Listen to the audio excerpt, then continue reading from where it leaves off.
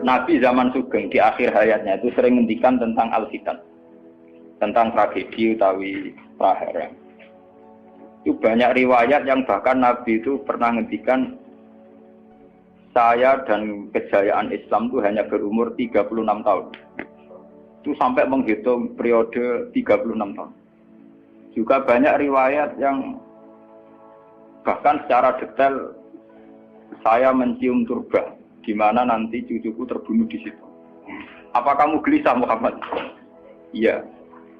Kata Jibril, jika kamu mau saya tunjukkan di tanah mana nanti cucumu akan dibantai. Itu riwayat jauh sebelum Said Husain dibantai di Karbala. Termasuk riwayat-riwayat yang se-ekstrim ini. Jadi ini kan terus ngaji kalau ini bahwa nanti pada akhirnya sing mubun rokok itu rawung dolim tok, termasuk kita-kita sing soleh. Jadi sempat masuk swarga. Wong pun tok haudun Nabi berarti mendekati napa?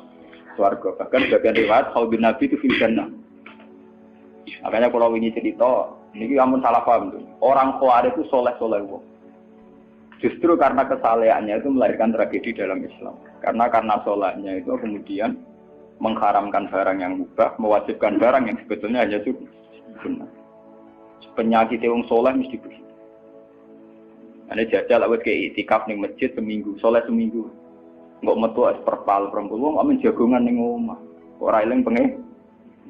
Padahal eling pangeran iso ning omah iso ning dalan. Cuma dekne selerane kan ilinge ning masjid. Wong itikaf seminggu kok gegere Kak. Enggak kalah. Enggak kowe seneng pengajian ya ngono. Wong ini ora seneng ngaji sing teko kok wong limo. Gelem dijak apik ta ora? Padahal ning omah ngurmat anake ya apik. Paham ya? Ning pasar dagang ngurmat anak putu ya. Apik. Cuma APM kan kiai jadi pelepak-pelepok ning masjid. Tapi gara-gara pelepak-pelepok ning masjid seminggu gegere tengah. Terus menfonis orang lain. Wah ada. Jadi sebentuk kesalehan itu pasti melahirkan tragedi. Itu tadi, kamu iktikaf di masjid seminggu saja. Kamu akan janggal sama orang-orang yang berkeliaran di jalan-jalan. Hanya kamu anggap tidak sebaik kamu. Apa ingat Tuhan kalau di jalan-jalan terus? Kamu nyai di satu daerah yang ngaji 10, 20. Nanti kamu kecewa. Orang sini gak seneng ngaji, gak seneng kebenaran, gak seneng kebaikan. Padahal orang yang di rumah mungkin merawat anaknya juga ibadah. Gitu ya. Merawat keluarganya juga ibadah. Hanya karena dia tidak ngaji sama kamu anggap tidak ibadah. Padahal di rumah juga ibadah dia. Nah ini orang Khawarij dengan background kayak itu paling mudah begitu. Sehingga orang-orang ini nanti ketika sudah sampai ke surga, kemudian ketemu Nabi, kata Nabi mau disampaikan ke Haudun Nabi. Dia mau sampai ke telaga Nabi. Tapi pas mau sampai ke telaga, terus Nabi diingatkan oleh Allah, Mas, mereka tidak layak masuk surga. Innahum qad ahdatsu ba'dak. Mereka bikin bid'ah setelah kamu. Tapi itu umatku ya Allah, saya kenal mereka, mereka kenal saya. Ya, tapi sukon itu harus dijauhkan dari surga. Dan ini kalau cerita, kenapa kesalehan melahirkan tragedi? Ini kalau cerita. Dalam semua sejarah dunia, selalu tragedi itu dimulai dari kesalehan. Ya, mun belo sing terlambat kan, sampai ngaji ya. Semua tragedi dunia itu dimulai dari kesalehan. Paling enggak klaim kesalehan. Ya, paling enggak klaim apa? Kesalehan. Karena semua sebentuk kesalehan atas nama agama tentu langsung dikaitkan dengan Allah. Bertautan dengan hukum Allah. Kalau sudah kamu yakini itu hukum Allah, tentu kamu dengan mudah akan menghukumi kafir siapa saja yang menentang. Karena kamu anggap melecehkan hukum Allah. Akhir dari itu tentu kamu akan tahlilud dam. Nak ngono wong iku halal darah. Ini rungokno tenan. Karena setiap pelanggaran atas nama agama tentu dianggap melanggar hukum Allah. Sehingga orang yang mengklaim demikian kan mudah mengkafirkan orang lain karena dianggap wani pengerah. Paham ya? Nah, kalau sudah menvonis orang lain berani Tuhan, tentu darahnya dihalalkan. Kayak kasus kaum Khawarij. Sebetulnya saat Ali Muawiyah itu melakukan konflik atau terjadi konflik, saling bunuh, saling perang, kelompoknya Ali Muawiyah saling serang, itu kan tragedi duniawi biasa. Dalam hidup pasti ada gejolak, ada demonstrasi, ya, ada perebutan kekuasaan. Sebetulnya itu kan fenomena sosial biasa. Misalnya kiai drengki-drengkinan. Masa kiai drengkinan mbek bakul bakso kan gak. Bakul bakso drengki-drengkinane mbek bakul. Orang malah mbek bakul es rukun. Ndak bisa kamu logika panas musuhnya adem, bakul bakso jejer bakul es rukun. Mergo bar mangan bakso tuku. Tapi bakul es padha ademe tukar. Mergo saingan, iku nunjukno nek saingan sak jenis. Mulane kaya aku rada aman. Mergo sing nyaingi aku kudu alime sekali beraku aman. Paling wong saingi yo ku adir wis lho, Pak. Padha kelas-kelas ringan kan musuhe ge kelas. Ora kena ngalim tulisan kaliber. Dadi rapati de musuh. Akhirnya ngalime kaliber terus fasilitas biasa. Wong rapati nyucu, wong rapati hormati, wong ape drengki apaan? Wong kula yo mak turu temangsang ning kos drengkeni apa? Mun kula elmoni ya, dadi wong rapati drengki mun kula elmoni. Dadi ngalime kaliber fasilitas biasa. Wah aman. Kok kayak gitu. Aman, itu istihad. Jadi untuk menjaga keamanan. Ngalime ra kaliber ning dadi wong nyucup wong dobar, mesti wong mencep. Alim sepi kok wong dobar wis gegere gak karuan. Niku termasuk strategi ngadepi napa prahara. Artinya sakit di elmoni sebenarnya secara ijtihad itu bisa napa? Bisa den. Lalu kula biasa mama-mama teng nggih kula mriko nggih rumbal we anak kula. Enggak, nggih biasa ana mobil direm Gus, monggo bareng kula. Kak, lagi kene bis. Kula betul mobil, nah ono omah muter pirang-pirang. Nah itu memang gitu ya, karena kita trauma dengan sejarah. Ketika Khawarij meyakini Ali melahirkan sulmatan fiddin, melahirkan pencitraan agama. Salmatan fiddin, sulmatan fiddin itu pencitraan agama. Muawiyah juga dituduh demikian, salmatan fiddin. Akhirnya orang Khawarij lewat kelompoknya itu ada sekelompok orang yang ditugasi membunuh Ali, ditugasi membunuh Muawiyah, dan ditugasi membunuh Amr bin As di Mesir. Semua tokoh-tokoh besar Islam itu melahirkan tragedi Islam, harus dibunuh semua. Itu yang keputusan gitu tuh lewat kesalehan. Mereka orang-orang soleh, orang-orang khusyuk, senang iktikaf, senang zikir. Dia punya keputusan sing lahirno tragedi dalam Islam. Makanya kamu jangan kaget, kenapa di Irak itu banyak perang saudara, di Mesir, di Sudan, di Khartoum, di Darfur, di Somalia. Itu kalau sudah perang berani mati, karena mereka mengatasnamakan agama. Nah, kalau agama berarti merasa dia punya titah Allah, titah Tuhan. Sehingga kelompok lain, ya orang Sunni, Bantai, Syiah, Ahmad itu biasa. Makanya kita disyukur, kalau bolak-balik ini, kita harus syukur sebagai bangsa Indonesia.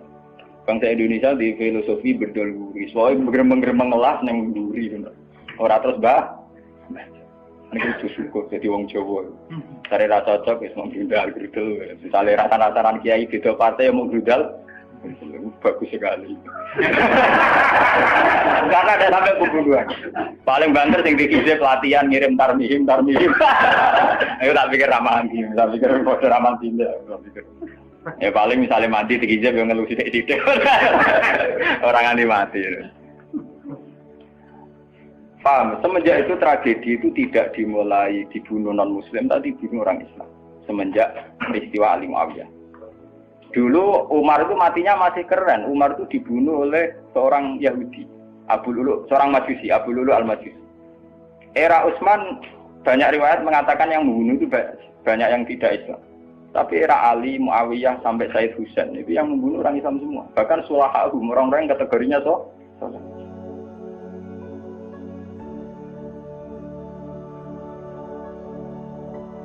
Wong soleh macam payah. Baik Madin gue kenal lagu ngukumi wong murtad itu biasa. Karena daftar kemurtatan dalam kitab-kitab salaf itu terlalu banyak. Sama kalau ngaji Sulam Taufik, Sulam Safina itu betapa mudah orang-orang masuk kategori nomor. Mohon teng pondok kula rata rego ajaran. Wah ana sing kiai tanglet kula, Gus yo mboten nglebokno ajaran iki pondok jeneng. Lagi bantah aku kok takok. Nak bantah, ya bantah-bantahan, nak takut tak jawab. Ini umum kalau perhitung dong, itu memang resiko. Resiko ada takfir. Bukan kita yang salah, kita kalau tidak punya khazanah banyak itu resiko. Jadi kalau baca kitab gitu harus punya khazanah yang lain yang apa? Banyak. Sehingga tidak mudah mentakfirkan orang atau memurtadkan orang. Semenjak Ali Muawiyah tragedi, karena kelompok-kelompok soleh itu menvonis Ali itu murtad atau Muawiyah itu murtad, kemudian diteruskan, kalau gitu halal darahnya, akhirnya dibunuh. Ali ya dibunuh, Muawiyah ya seringkali mengalami percobaan dibunuh. Jadi kalau kan nanti cerita tengah sini, jadi Ali hasil dibunuh, yang Muawiyah sebetulnya subuh itu juga dibunuh, tapi pas itu Muawiyah meriang, yang imami itu wakilnya, sehingga yang dibunuh wakil. Mulane kalau boleh baca cerita, ning tinggon nek wong kesolen mesti pintu-pintu. Wong kuwaris sih pintu-pintu. Wong ngongkon killer, ngongkon pembunuh bayaran kok tarife ngene to. Lah Muawiyah ku sapa? Pokoke sing imami subuh. Ora disifati ciri-ciri spesifik mboten, pokoke sing imami subuh. Lah Muawiyah subuh pria. Wong wong imam ya dadi materi.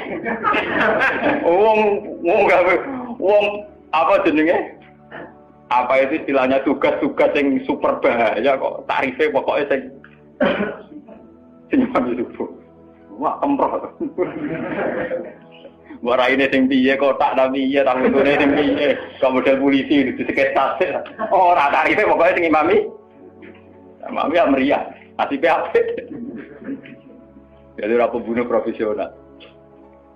Walhasil semenjak itu tragedi dimulai dari takfir. Setelah itu ada era Muawiyah punya anak Yazid. Yazid ada isu dia senang nyabu, senang ngeflek. Dia orang yang nakal saat jadi pemimpin. Orang Islam sholat tersinggung. Wong kok dipimpin wong dolim. Orang Islam ekstrem wong kok dipimpin wong ra sholat, wong ra bener kok mimpin wong bener. Akhirnya Madinah bergejolak. Madinah bergejolak ini kemudian banyak yang mervokasi Said Husain supaya ngambil alih kepemimpinan sinten. Sampai tak cerita ini tragedi ke saya. Walhasil Said Husain akhirnya lewat bantuan orang-orang Kufah. Orang Kufah itu saat ini dari wilayah Irak. Ya. Jadi kayak Kufah, Asfahan, terus Nahrawan itu ikut wilayah Irak dulu. Ketika Irak pecah dengan Iran, ikut wilayah apa? Iran. Dulu yang situ semua itu namanya orang dulu kalau bilang itu Kufah sama Basra. Gitu, okay. Makanya kalau di kitab-kitab Nahwu semua kitab salah kalau bahasakan kawasan itu, kalau tidak kawasan Kufah ya apa? Basra. Sekarang di bahasa internasional lebih dikenal Irak semua. Tapi kalau dulu orang bilang itu Kufah, Basra, Nahrawan, Asbahan, Khurasan. Itu kan dan sampean. Orang-orang Kufah datang ke Madinah. Ya Husain, karena yang dituduh zalim, kita-kita yang nanti di Kufah siap membeat jenengan jadi khalifah. Siap dukung jenengan jadi apa? Khalifah. Ini ku mengkudeta kepemimpinan ya. Said Husain sebagai orang junior, beliau konsultasi sama Sayyid Ibnu Abbas. Ibnu Abbas itu pernah paman, karena Ibnu Abbas itu misananya Nabi. Ya, Ibnu Abbas itu kan misananya sinten? Nabi. Beliau itu sugeng nanti era Said Husain ya. Ibnu Abbas sugeng nanti era Said Husain. Ketika Said Husain konsultasi sama Ibnu Abbas, dihentikan Yabna Ammi, Al-Kufah la tafi. Sopo sing ape dukung kowe? Tiang Kufah ya Ammi. Wong Kufah atau jujur. Wong Kufah itu bulat gak welet. Al-Kufah la tafi. Wong Kufah nak janji atau nepah? Dulu kayak kawasan Kufah, ini sampai kalau cerita sejarah, bin zaman roh.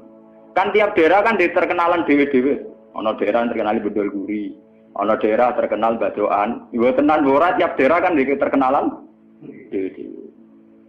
Yang repot terkenal bedol guri, ono terkenal kayak Madura bado. Ono terkenal daerah, oh daerah kono medhit kabeh. Nah, kalau nang Sunda, wah wani wong lanang kan tiap daerah deh. Dia terkenalan sendiri-sendiri. Paham ya? Karena perilaku budaya orang mesti diciri. Nah, itu di era itu. Kufah itu punya ciri khas Al-Kufah la tafi. Wong Kufah mesti raju. Tenang. Walhasil akhirnya Said Husain minta maklum ya, minta supaya dimaklumi. Ya Ami, saya ini sudah bertekad untuk menuruti permintaan orang-orang Kufah. Jadi meskipun paman saya melarang, saya tetap berangkat. Kata Ibnu Abbas, ya sudah kalau itu jadi keputusan kamu. Mulane Said Husain terkenal Said sing brengkel. Mulane kena dititeni. Said sing turunan Husain niku rata-rata brengkel-brengkel. Nggih, kados orang Iran itu rata-rata Sayyidnya Husain. Kados Abdul Qadir, kados Sayyid Muhammad itu Al-Hasan. Makanya kalau Sayyid Muhammad itu Al-Hasan rata-rata karena Sayyid Hasan dulu itu yang punya keputusan amul istima. Jadi tidak mau perang. Sehingga era Sayyid Hasan yang dikatakan amul istima. Tahun bersatunya umat. Era Husain betul. Walhasil wala-wala cerita Sayyid Husain kersok dibawa orang Kufah menuju Irak. Pas sampai Karbala. Itu Sayyid Husain bilang gini sama pengawal-pengawalnya, ini sampai mana? Ini Karbala ya Husain. Sayyid Husain hadihi karobun wa bala. Ini karobun, kesusahan wa balaun dan tragedi ujian. Delalah pasukan yang dikirim Yazid bunuh Sayyid Husain ya pas dimuti Karbala. Dan itu yang diperingati orang Syiah di 10 Muharram yang disebut tragedi Karbala. Makanya bendera-bendera Syiah itu tulisannya ya Husain karena orang Syiah meringati hari meninggalnya Husain itu jadi hari suci betul. Dari besarnya orang Syiah itu hari tragedi Kabupaten Sinten Husain yaitu di Karbala. Nah kemudian versi cerita itu bulat. Kalau versi Sunni karena sini model Kiai Indonesia, model versi Husnudzon. Itu jari ini pengawalnya Muawiyah itu tidak disuruh bunuh, disuruh konsultasi saja. Cuma mereka overacting bunuh. Sehingga dalam keyakinan Sunni bahwa Yazid itu tidak dosa-dosa amat karena tidak nyuruh nama. Tapi nak cara Syiah, nyatane mata ini kok dikelah-kelah, mata ini ya mata. Wah semenjak itu lahirlah kelompok Syiah besar-besaran. Siapa yang berbau Yazid, berbau Umayyah harus dibunuh. Kemudian dendam ini dijilmakan menjadi kelompok besar di dunia. Ini Syiah. Nanti sama. Sebenarnya Syiah itu nak muji-muji kaya-kaya agama itu dimulai Husain. Yes. Wes ngono Husain delalah bin Ali. Di Nabi Muhammad, idola sentrale Ali. Terus yang dianggap kesatria prajurit nopo Husain. Sehingga agama versi Syiah itu ya 3 itu. Muhammad, Husain, Ali. Karena referensi agama Syiah itu hanya ini. Ali zaman sugengnya Nabi ya terkenal pahlawan perang, terkenal kesatria perang. Husain ya kesatria perang. Sehingga orang Syiah tidak punya rujukan kecuali sejarah kesatriaan. Ngadepi Musa wani mati. Kata Iran saat ini Ahmad bin Nasir, itu orang Iran perasaannya begitu. Ngadepi Musa mati, wani mati.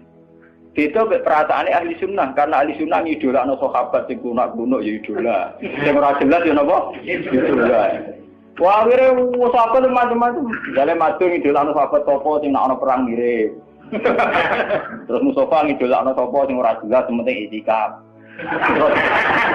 Itu kelebihannya Sunni karena ngakui semua sahabat jika perilakunya variasinya banyak.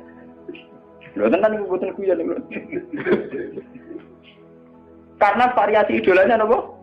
Banyak. Jika orang Sunni bentuknya beda-beda. Mungkin tidak kebetulan. Mungkin tidak kebetulan sing ngene. Oh, pengamat itu ngamati salat ngono paling pusing. Muka ono sing standar. Salate Muhammadiyah, PKS, Salafim di standar. Carane wong ngono pusing. Dia ini terkenal alim. Allahu Akbar. Ana sing watwah, Allahu Akbar. Allah.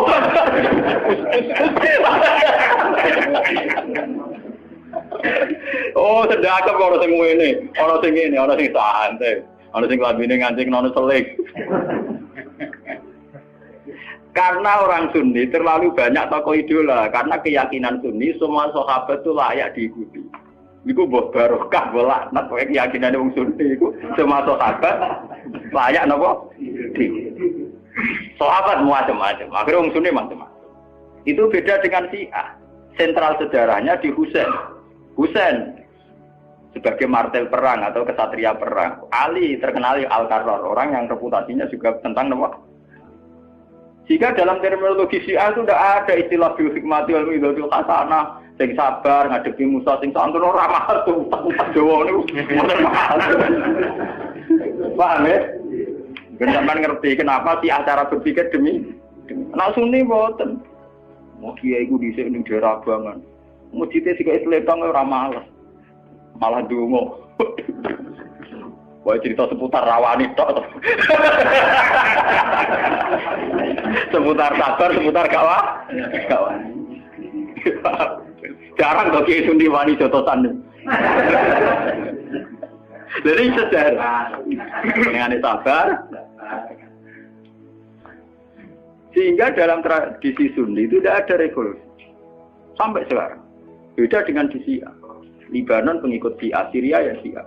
Iran juga Syiah. Meskipun Syiah sendiri punya variasi, Syiah Imamiyah, Syiah Ismailiyah, Zaidiyah, dan sebagainya. Tapi trennya sama, tetap menjadikan Said Hussein sebagai sentral. Emang langsung TV kan nonton bendera Syiah tulisannya apa? Ya apa? Ya Hussein. Nah sama idola kan buatan Hussein. Idola Hasan. Saya Hasan itu rasa seneng perang. Tapi tuh mau ya kok. Jadi ya Pak Kiai Jawa perang barang. Germapan titik nopo poli. Ya, jadi sejarah berulang. Ya ora apa-apa. Jadi perang repot. Wah, itu ya mirip perang. Itu cerita. Bon akhirnya setelah era Yazid, kemudian ada dinasti-dinasti. Kemudian era Yazid karena bin Muawiyah disebut dinasti Umayyah.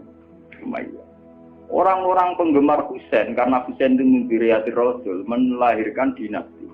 Jadi disebut dinasti Fatimiyah. Sebenarnya dinasti Fatimiyah itu bukan dinasti turunan Husain, karena saking cintanya ke Husain mengatasnamakan dinasti Fatimiyah. Ada perang. Walhasil wala-wali zaman nanti dinasti Fatimiyah itu kuasa. Ketika kuasa sempat bikin Al-Azhar. Jadi Al-Azhar dulu itu barokahnya dinasti Fatimiyah.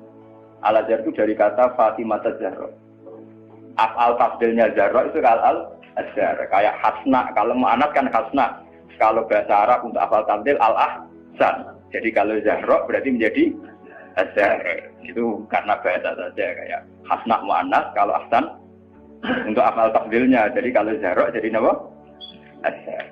Jadi dari kata Fatimah Zahra. Ya sudah begitu. Artinya semenjak tragedi Ali Muawiyah itu kemudian orang Islam itu sudah perang terus sama Islam terus. Ya, dinasti Umayyah, digusur, Abbasiyah, Fatimiyah terus begitu. Sampai terakhir di Seljuk kayak zaman era Bauddin Leng, Timur Leng dan sebagainya. Kemudian agak bersatu saat terjadi perang salib, yaitu disatukan oleh kepentingan melawan Pangeran Philip dari Prancis dulu saat menyerang Baitul Maqdis. Itu ada perang salib satu yang dipimpin Salahuddin alaihi. Itu mendingan karena ada musuh. Nanti kadang musuh itu dibutuhkan oleh dari Sayyidina Imam Syafi'i ngendikan musuh yang berpikir luwih apik dibanding kanca. Kok kanca ku nek ana musuh tukaran musuh dhewe mbek kancane dhewe. Mane sakjane partai-partai Islam kudu duwe musuh bersama. Malah dhewe partai-partai dhewe Islam kah? Islam kah? Jadi mesti kalau di Indonesia dijajah Belanda ya sepakat. Pokoknya penting Londo diusir. Beda agama, beda partai musir Belanda. Jadi rana Belanda, rana Jepang, ya usir-usiran. Itu sejarah. Mulai dulu trennya sejarah begitu. Nah, semenjak itu sudah disebut fitnah. Kalau sudah fitnah itu la tusibanal ladzina dzalamu minkum. Yang kena tidak yang salah saja, yang soleh juga kena. Kalau fitnah itu sudah kena, sudah jatuh, pasti yang kena semua. Yang soleh juga ikut kena. Akhirnya orang-orang soleh itu banyak yang meninggal.